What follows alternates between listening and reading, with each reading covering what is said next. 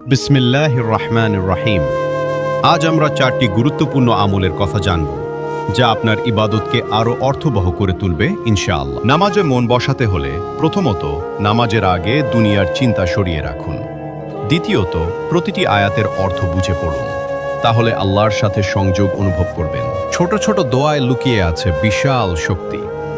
সকালে বিসমিল্লাহি তাওয়াক্কালাতু আলাল্লাহ পড়ুন।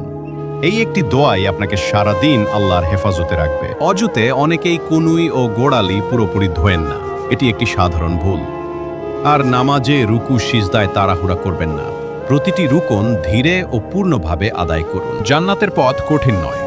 5 ওয়াক্ত নামাজ, মাতা পিতার সেবা আর মানুষের সাথে সদ্ব্যবহার, এই আমলগুলোই আপনাকে জান্নাতের কাছে নিয়ে যাবে।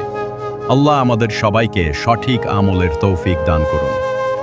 ভিডিওটি ভালো লাগলে শেয়ার করুন, একটি শেয়ার ও সদকায়ে জারিয়া হতে পারে।